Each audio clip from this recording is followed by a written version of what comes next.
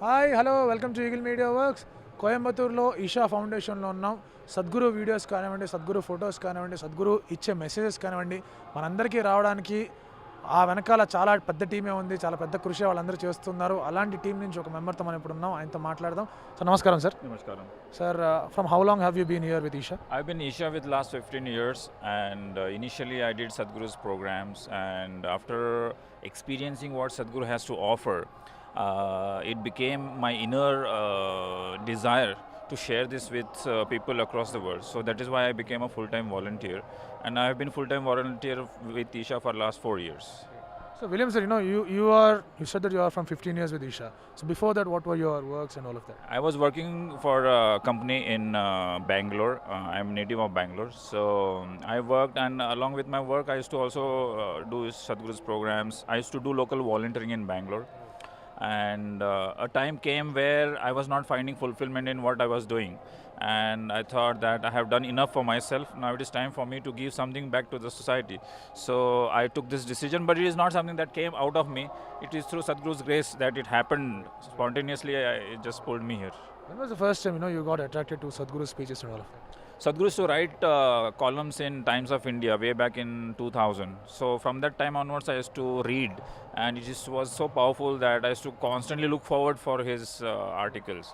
So that was in my native town from Belgaum. So when I came to Bangalore, I did his program, and that is when my transformation started happening.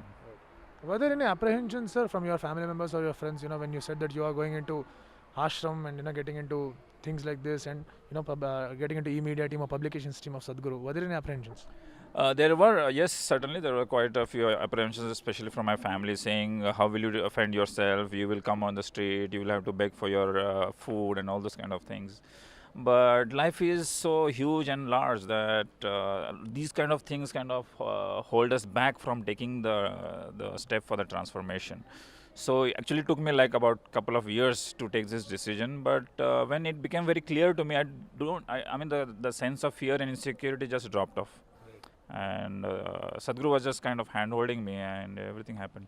So now what happens over here? Because we get to see Sadhguru through YouTube channels and through articles and all of that. But then behind that there is an entire huge team. So what exactly does...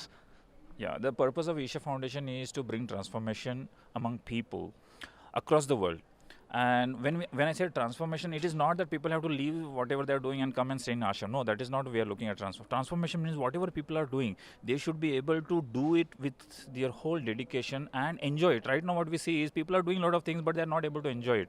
There's stress, there is tension, there is conflict. People are using a lot of external stimulants to keep themselves happy. So these kind of things will not last long, and people are kind of ending up committing suicide, ending up with depression and so kind of things.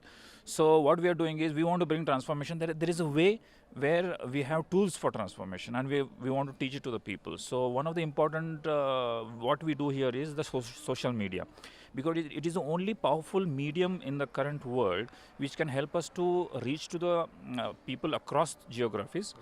Number one. Number two is what social media offers is the videos and the pictures, because one picture can convey 1,000 words in one single picture, right? So if you look at our quality of pictures and the videos, they are professional quality, but if you look at them, they are done by the simple volunteers like me, right? So there is a special team design who kind of engages people. They train them, they support them, and give all sorts of motivations to make sure they give out their best. So all the creatives that you see, whether on YouTube, Facebook, Twitter, whatever, they're all done by volunteers free of cost.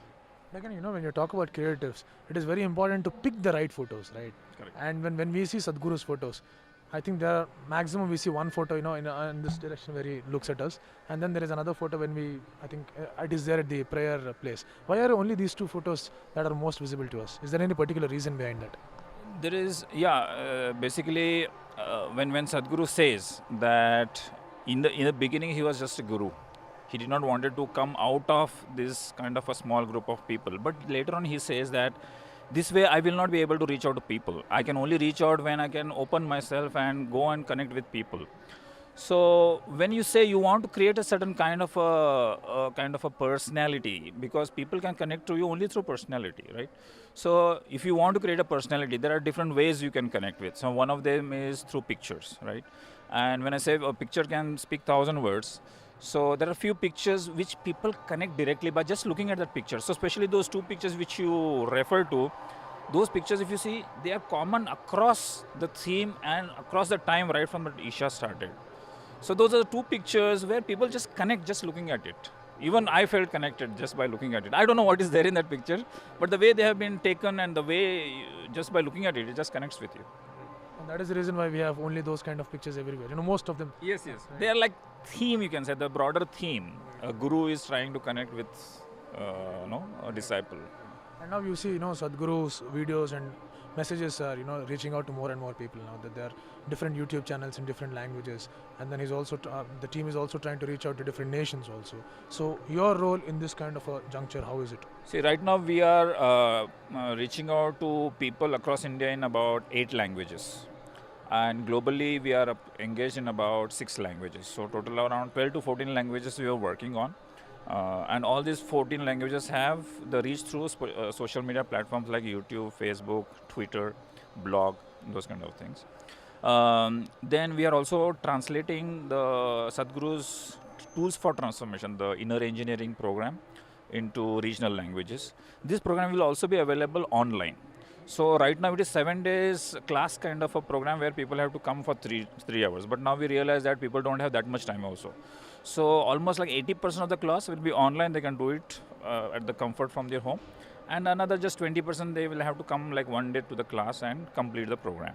This is one thing. Second thing is there are some important books of Sadhguru. One is the Inner Engineering book. It was launched like about 2 years ago. Now we have translated into about 7-8 languages. So that is another thing we are doing. Then we have Sadhguru's blog, where he has spoken on wide variety of subjects, connected to people's day-to-day lives. So this is not something like a traditional kind of spirituality or religion. No. This is something where you have to know how to conduct your life the way nature has designed the body. Like how to eat, what to eat, when to sleep, how to sleep. What are these influences of Amavasya and Purnima?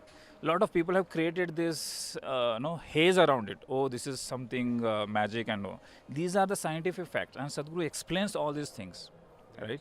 What happens when you eat non-veg? He doesn't say don't eat non-veg. He will only tell you if you eat non-veg, this will happen. If you eat veg, this will happen. It is your choice what you want to do. Yeah. Thank you so much, William sir, for giving us this time. And we have, through you, we have actually said a lot of things, and especially the choices of photos that you take, and also the kind of work that you put in, so that we all of us get to see. Thank you so much for your time. Thank you so much. Like and subscribe Eagle Media Works.